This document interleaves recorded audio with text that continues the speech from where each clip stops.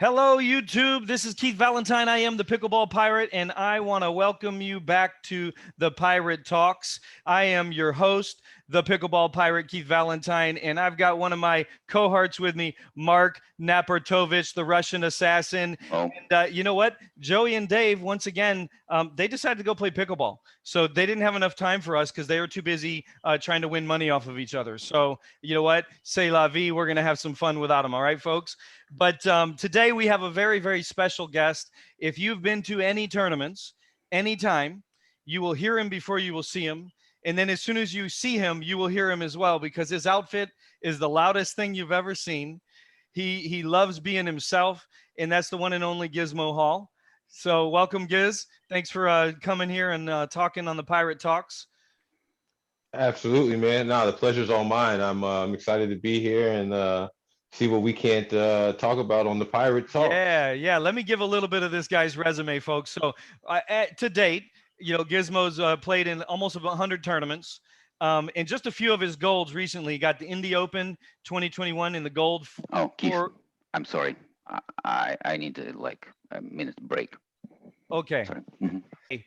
All right, everyone, we're back. Mark's emergency was settled. The house was not on fire. Just wanted everybody to know that. We're all good. All right, but so before we get going here with Gizmo here, before this, I'm going to embarrass you a little bit. I'm going to go through a little bit of your resume. So you took gold in the 4-0 singles at Indy Open 2021, the U.S. Open, which we're going to talk about this later, the para pickleball hybrid doubles. You won that. And you also gave us a link of a guy in a wheelchair doing an ATP. So we're going to watch that because I just saw your cheering after it on your channel here, and that was pretty incredible. So we're going to talk about that because that's near and dear to my heart. The people in the wheelchairs. My stepfather was a quadriplegic for 9 years before he died. And so I know what people go through there. So that's just really cool to see that overcome. Punta Gorda, 5-0. You took bronze in doubles there, and the list goes on, brother. So tell me, what we do here is we typically like say, hey, what do you do for a living if it's not pickleball? If it is pickleball, we want to hear all about it. Tell us your story, man. How you found it, your athletic history, give us the snapshot into Gizmo. Absolutely, man. So for me, I've been playing pickleball about 3.5 years. I used to be a firefighter paramedic. I was working on shift, and they always want us to go to the gym, work out, stay fit. But I hate lifting weights. For me, it's boring. So I would go to the basketball and gym and shoot around. And one day I just heard this sound, and I thought it was like ping pong. So I peek around the corner of the gym, and there's like 3 nets set up and a bleacher full of older folks, and I'm just like, what is this, mini tennis? I literally had no idea, and I'm just like, all right, well. So these 2 ladies come up to me, and they're like, this is pickleball. Would you like to learn how to play? And I'm like, it's all right. And there was literally nobody under the age of 72 and a quarter. You know what I'm saying? So I'm like, all right. I said, you know what, y'all are having fun. I'll just watch. So I didn't play. I was off work for 2 days. Went back to work. Went back to the gym. Shooting around again, heard the same sound again. I walked and peeked around the corner again. Those same 2 ladies came up to me and were like, you don't get to look twice without at least trying it once. They grabbed me by my hand and said, this is pickleball. Let me show you how it works, and put a paddle in my hand. Well, I've kind of fell in love. And within 6 months, I got this crazy idea to chase this dream of becoming a professional pickleball player. So I told my wife, I said, I'm quitting my career that I have been working hard for, put myself through school for, to chase this dream to play pickleball. And she's just like, first of all, what is pickleball? And what do you mean you're quitting your job?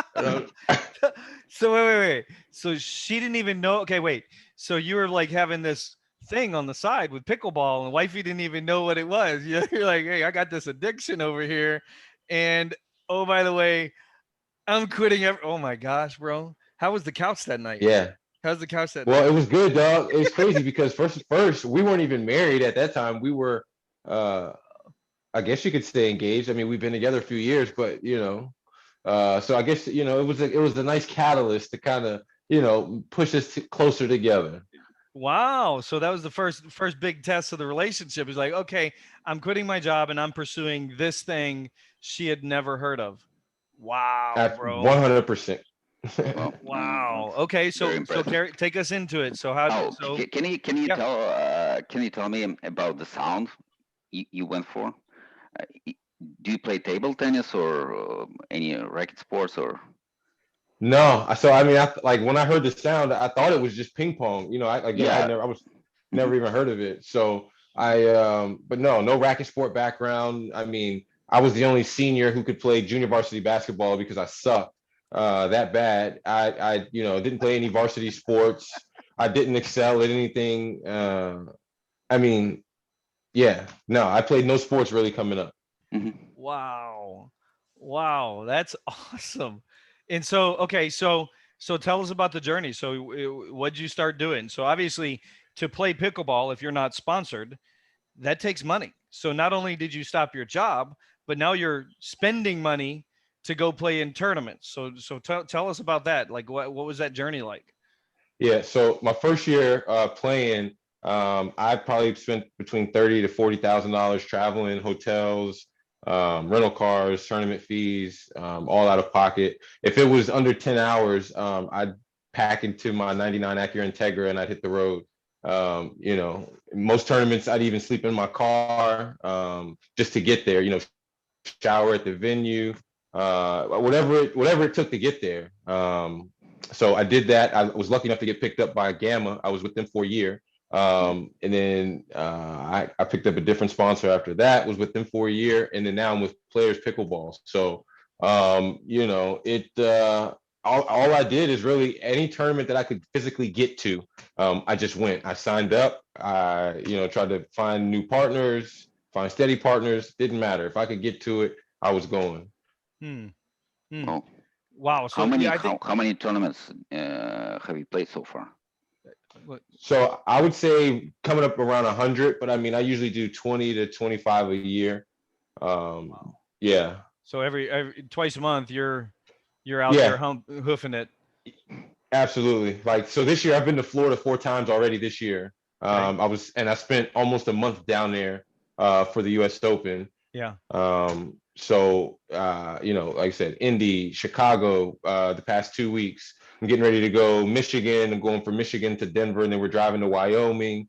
I mean, I'm like literally on the grind, bootstrap. I mean, where I there's a don't will, think there's a way. yeah, I don't think people realize how much grind it is for you guys. Like to make it to be like they look at the Ben Johns and they look at this stuff and they're like, oh well, these guys are blah blah blah, but they don't realize how much work it takes to get there in the right circumstance, the right relationships, the right networking, and the right hard work. Like you're the second guy that we've talked to that has slept in his car driving all over the United States just to make tournaments to try and make this dream come true.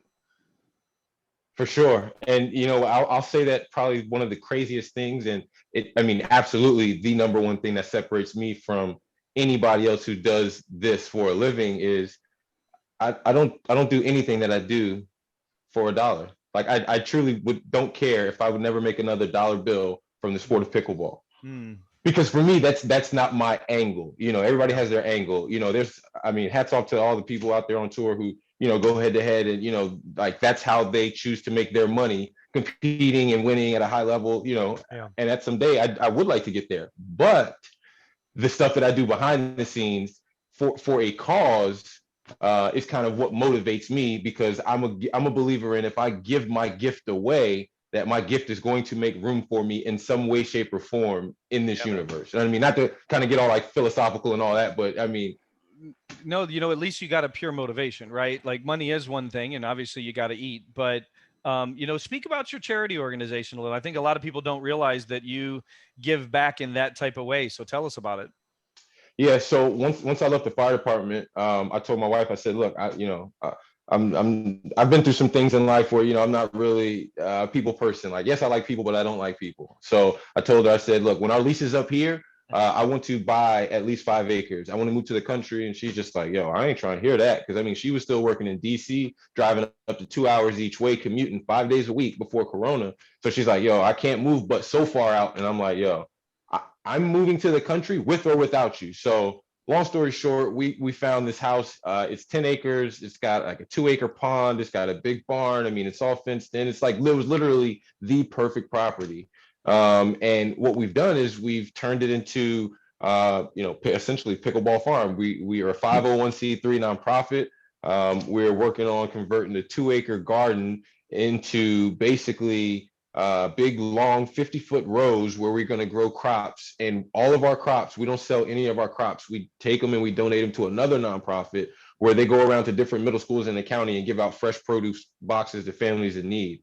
And it's not like, I don't need them to fill out any financial statements, anything like that. If you feel that your family could use the produce that we're growing and given, just pull up, pop your trunk, we'll put it in there and you drive off. You know what I'm saying? So between that, bringing kids out, teaching them about farming, we're no-till, we're no spray, we don't spray any pesticides, insecticides.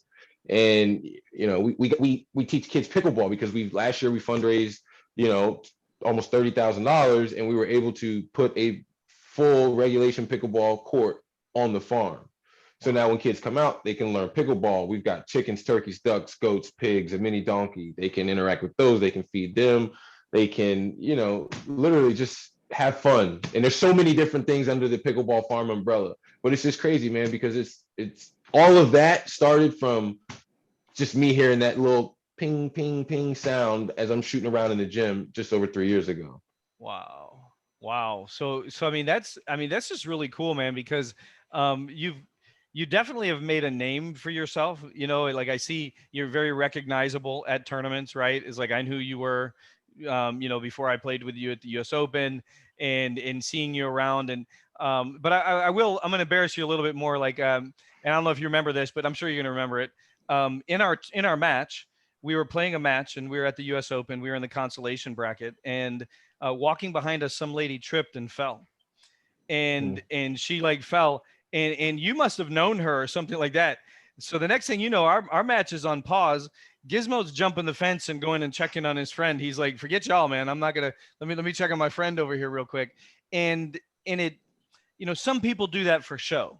I'll say that, right? Like some people do that for show, but you didn't care about anything else. Like what I appreciated about you is that you blocked out the noise and you served that person. And she needed to hear from you. And she's like, "Oh, she felt more embarrassed because you stopped your match to go see her because she fell."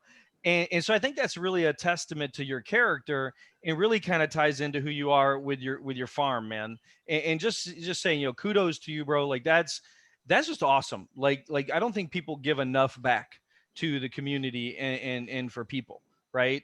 And so that's just really cool, man. I appreciate that, man. And the craziest thing is I met that lady, I want to say an hour before our match. Like, I mean, I never met that lady before. I didn't know who that lady was. I literally, while we were playing during our match, like you said, as she was walking, I saw somebody trip. Like I heard a noise, and I'm like, all right, well, I know that I can help her in her time of need. So I jumped over there. So, I think my partner said something like, what about a timeout? And I'm like, all right, I don't care. Burn them both, Yeah. whatever. Like I don't care nothing about this game right now. Like once I help her, she's good. I'll walk back around and all right, let's play pickleball. Yeah. Well, it also shows you how entertaining our match was. So. Well, no, it was good. No. There's some highlight points in there. Messing with you. So that's awesome, man. That's really awesome. Okay. So you said you were sponsored by Players Pickleball, right? So how did that come about? Like, how did I always like hearing the sponsorship stories. Like, did you knock on somebody's door? Did somebody just come up to you? Like, what happened? I got a good one for you. So it was literally as simple as this. My contract was ending with my previous sponsor, and the owner of the company commented on one of my comments or something on Facebook, and I commented on that comment and said, "I would love to see a cheeseburger on one of your paddles." And the next comment was, "We can make that happen." And a few quick conversations, and I mean, it was literally a done deal. You know, it was literally that organic from the beginning. Like, it wasn't any, all right, let's negotiate. Well, how much money do you want? How much money do we get? How much is it? Like, it was, because again, I don't do what I do for money. I do what I do just out of sheer organicness, Yeah. because that's what's gonna last. Right. Right. Well, and you know that really is like you have more of a long-term mindset there. You have a kind of saying, okay, I'm just going to give back, and you know that's what endears you to people, right? Like people like the celebrity. You know, people love seeing the number one player in the world play, but when you show that you have a number one heart, right? Like you're the kind of person that, hey, it doesn't matter where you're from, doesn't matter what you're in. Look at me, I'm playing pickleball, and you know I'm a black guy with no athletic experience in anything else, and I decided to put my heart and soul into this, and it's given back. You know, Dog, I'm gonna tell you, I've walked into some venues and I'm like going in to play pickleball, and people are like, "Hey, what are you here for?" And I'm like, "Hey, I'm here for pickleball," and they're just like, "No, no, no." So like really, what are you here for? What brings you here today? And I'm just like, dog, you don't see my bag? Like, I'm dressed like, you know. And honestly, that's super disheartening. It hurts. At the Indianapolis Open a few weeks ago, somebody came up to me and said, "How many people look like you are in this tournament registered?" And I said, I've maybe seen five, maybe.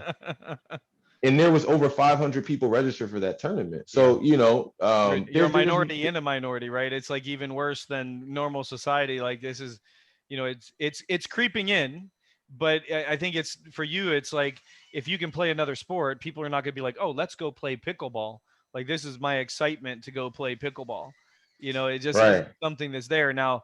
Maybe once it's in the Olympics, maybe as it keeps growing, and you know, maybe more tennis names comes out there. Who knows? Like the sport is growing so rapidly, like it's pretty crazy in the last 4 or 5 years, you know?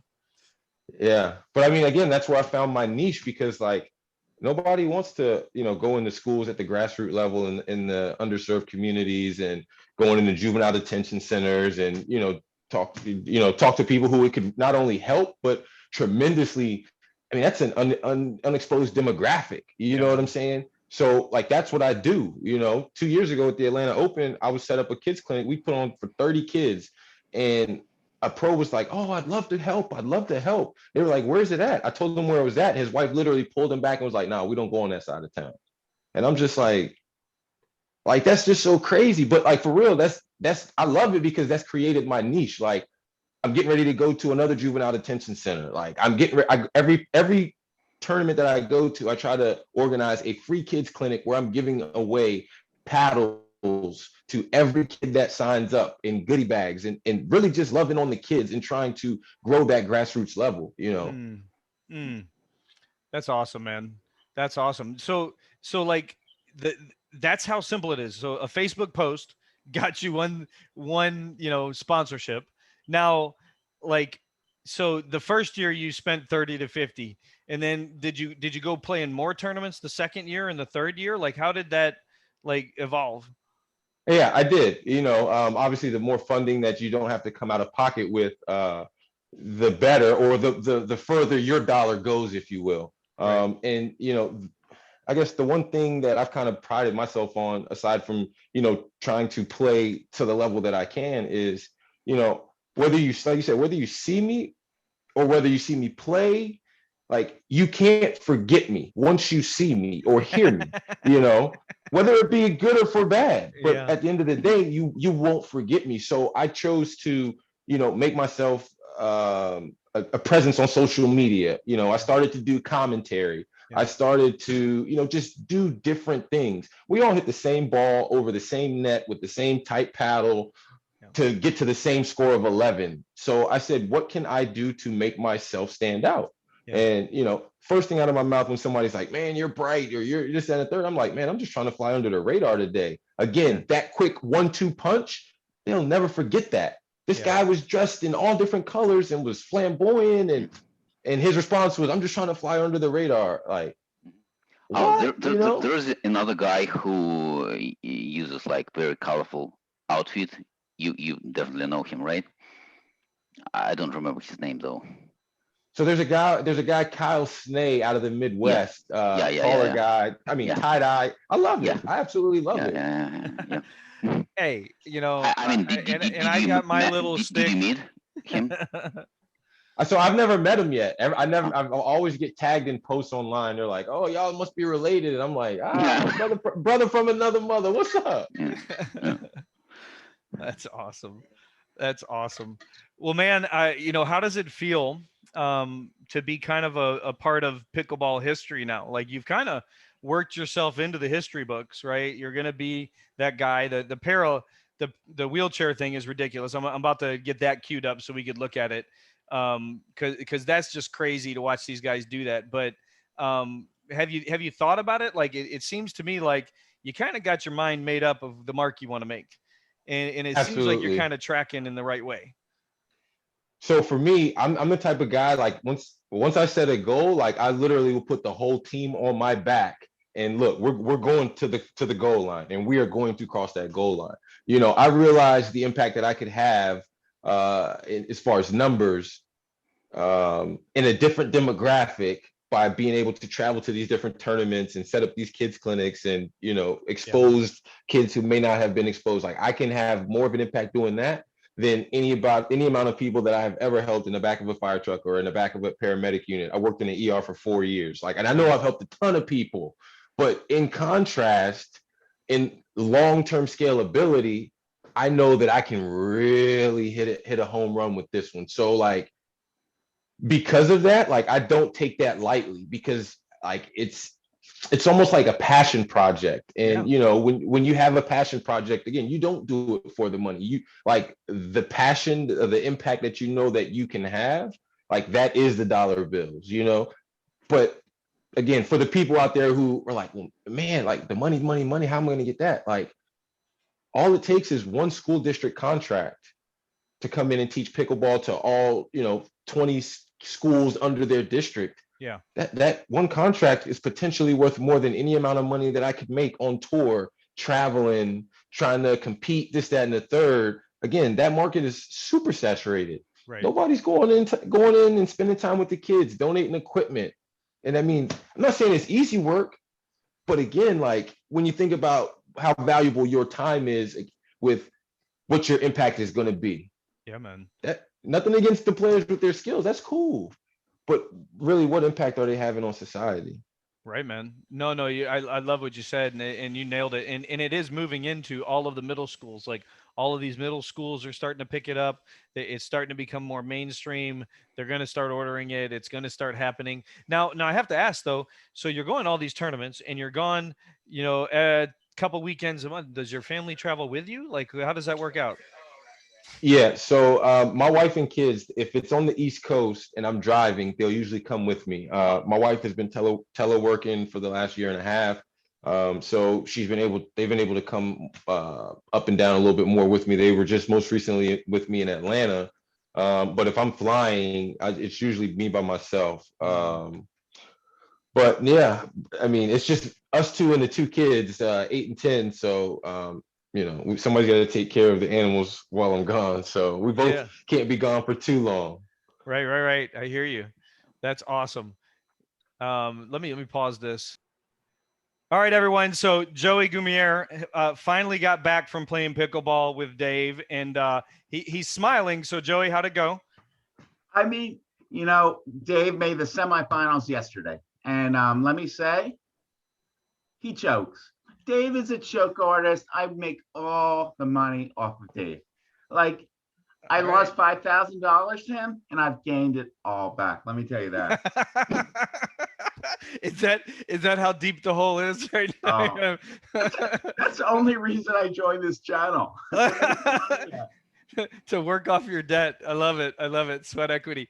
So Gizmo, so tell me about this wheelchair thing, man. Okay, so I'm gonna share my screen here, and let me share this, and we're gonna go to this right here, and I'm gonna share my screen.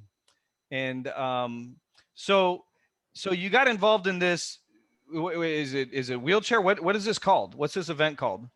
So it's called the hybrid doubles. Uh, it's basically it's a stand-up player and a sit-down player combination. And I'm just gonna tell you before you even hit play, this is likely the best thing anybody has seen all year long. Oh I'm my just gonna put that goodness. Oh my gosh. disclaimer on it. Oh my gosh. Yeah, and it's I love 44 it. second clip. And you know, obviously, if you guys can't see, I don't think I can zoom in anymore. Here, let me see. Nope, that's not gonna help us any. Um, we got wheelchairs playing. They're in the middle of a point. So I'm starting in this middle of the point. I believe Giz, you're on the other side, right? You're on the other side of the net. You're hitting this way. Okay. So I'm gonna hit play here and I'm gonna shut up. And actually, let me share the sound. I'm gonna stop this one more time and I'm gonna share it one more time with the sound so we can hear the Sound is the necessary. yelling because I heard Gizmo like screaming his head off over there when this happened. All right, here we go. Let's see if this works.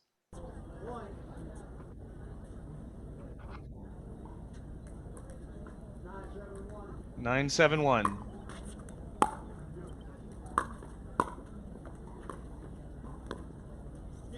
Wow. Those I've played. I've played wheelchair tennis before. It is not easy to move around in those chairs. My gosh, that was amazing. Hold on, let's watch that again. Just because 1, 2, boom. And he Oh puts my. it inside of the guy. That's gotta Yeah. feel great.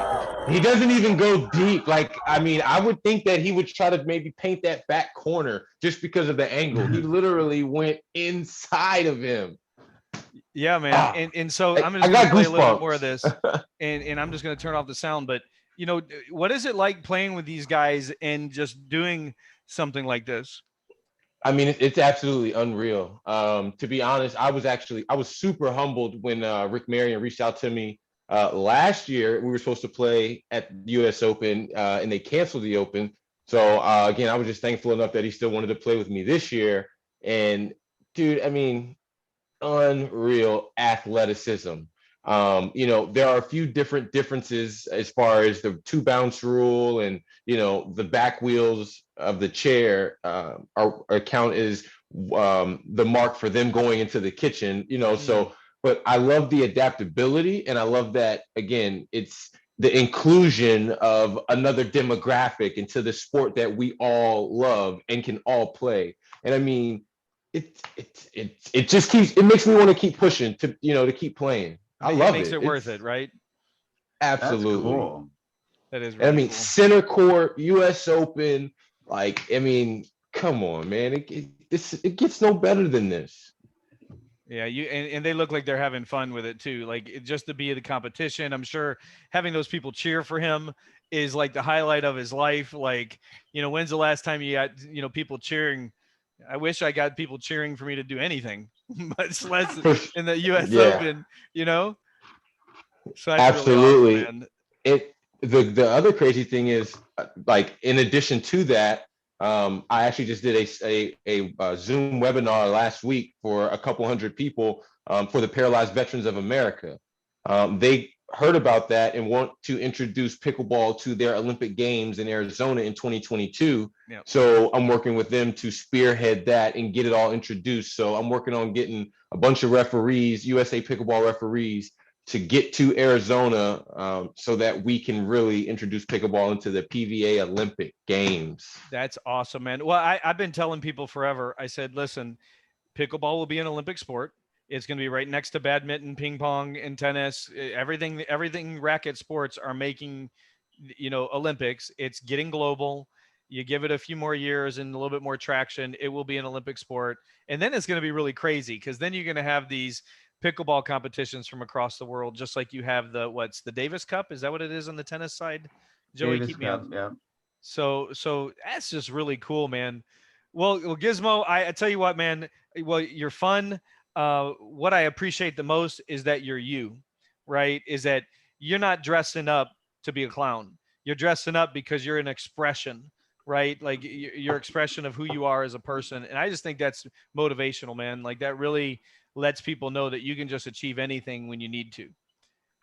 Oh, absolutely, man. And people always ask me all the time, kind of what does the cheeseburger symbolize? What does it mean? And the only answer that I can give is it's kind of like a mantra for me. It's like to never give up because like I take a look back at my life, and I mean, I literally have been chewed up and spit out by life. I mean, I've been shot 4 times. I've got a titanium rod in my right femur. My right ring finger's amputated. Like, I mean, I've had, pistols to the back of my, I mean, I'm literally I probably should not be living, to be honest. And if I can come out of my worst days and I'm still here, that means that no matter how bad that I've ever thought that I've had it in my life, A, it could have always been worse. And B, if I've come out of that, there ain't nothing that I can't come out on the other side of, So for me, it's just like the never give up, just keep grinding. It ain't got to be pretty. It's just got to work. Yeah, man. I love it, man. That's why we get each other, Gizmo. I love your energy, dog. I hear you 3 courts away. I'm like, yeah. I say, if you have time, stay on. And I got that game we played against you in a Punta Gorda. Do you want to call it? Yeah. If you want to do that, and we could have another segment. I'm down, bro. And whoever wants to stay on can. If Mark or Keith, if you want to stay on, we just live stream the match and just comment. Okay. Yeah. Let me see what's going on here. But that sounds like a plan. And I tell you what, so Gizmo, one last thing. You said, we kind of skipped over a very important part is your training. So did you just start beating up on old people like Joey? Is that how you started learning? You started beating up on old people in the court and body bagging 75-year-olds at the gym there? And so honestly, in the early beginning, I mean, I would go any and everywhere I could. I mean, I was driving from Virginia to Maryland, DC, playing 2-3 times a day, 4 or 5 days a week. I mean, just literally head first. I needed to just get reps, figure it out. And I mean, the other thing, I binge watched 5.0 Pickleball on YouTube, period. And I'm like, yo, it does not look that hard. And don't get me wrong, it's a lot harder than it looks. But I mean, I'm just like, I was like, man, like nothing they're doing looks like something that I am physically incapable of doing myself. So at that point, I just needed to figure out what I needed to do to, one, expose myself to that level of play and figure out what adjustments I needed to do to make that style of play mesh with my style of play, if you will. Yeah. Now, is that so did you take lessons or you just kind of played? You just found games? So I've taken 1 or 2 lessons. I don't like taking lessons because, one, I can't learn in like a group setting. So I feel, and I mean, I have no problem saying it, that I feel like a lot of the camps or whatever are a big waste of money, ripoff, absolutely ripoff. Because you can't tell me that there's, 32 people and, 4 instructors or 3 instructors, whatever it is, that I'm going to get $600 or $700 worth of instruction or time. Like, that's for sure the only thing. I believe it's like more entertainment than actually training. So probably it's worth it for what it is. For sure. Yeah. I took a clinic from such and such, or, like you said, that entertainment value, for sure. But I would rather pay money for a one-on-one or a small group of 4. You know what I'm saying? Because that way you can get more reps. It's more of a personal. Awesome. And you don't drill much either. So like I said, I've got the court here at the farm. I've got one buddy that will come over and we'll work through a series of drills for about 3 hours. And I tell people all the time, all we do is try to beat the crap out of each other. Just, that's it. Point blank period. We try to rip each other's heads off. We don't let each other slide on anything. And I'd rather that. I get much more out of that than going up to the rec center, putting my paddle up, rotating in, figuring out who's playing who. Again, nothing against that. I mean, that's a social aspect. But like if I'm really looking to train and get some reps, I do tend to just kind of keep a much smaller group. That's awesome. Okay, so a couple more questions. One, are you playing in the Orlando PPA coming up? Is the Pope still Catholic? Huh? Is the Pope still Catholic? Okay, so that means you're gonna come play with us, right? We can try and get a game together. Are you playing in pro? What division? I know 5-0. 5-0. Do you want to play pro? I can look at it for sure. I would think about playing with you. Yeah. Okay. Oh, you think about it? Wait. I would. Yeah. I would. That was like an Honestly, awkward it's invite. good That was really good awkward, co- Joey. That's Yeah. why I It's think like, yo, about you want to go playing out with on you. a date? That's why I don't go on dates. Yeah. We're Nah, gonna man, but have to Joey, work I on your like that come online. mentality though. I No, would. I like that I mentality. would play with you, man. I think we do well, actually. Okay. All right. Like I I said, really let me would. double check it. All right. So when you come, that we'll have to see if we can arrange a game because we'd love to play with you again. And then lastly, I think this is the one that I think the viewers will really like. What is your favorite place to play? Like, what's the best tournament that you've been to so Ooh. far? Yeah, because you were in so many places, you should know. Yeah. You know already. You're just thinking of, can you say it? Oh, I can absolutely say it. Oh man, you're just taking me back. I can just visualize myself up on the surfboard, riding the waves. My all-time favorite place to play that I've played thus far in a short 3.5 years is Hawaii. Hawaii, nice. Yeah, The I Hawaii actually Open, was it? Hawaii Open. Yeah, Man. it was just epic, man. I mean, epic sunrise, epic sunset, just the vibes. The locals treated us good. I mean, it was just the whole package. I mean, I literally surfed for the first time ever. Got up on my first wave. Just the nostalgia is. I can smell the salt water right now. Like, I mean, I'm literally there. Yeah, man, you're making me think of Hawaii now. It's a place I'll never afford with 5 kids. Yeah. Ain't happening. The only problem with Hawaii for us, it's like you travel there, then you need a special rest after you rested because the road is so tough. Yeah. The road. I mean, flight it's like is literally you travel 24 hours or something, right?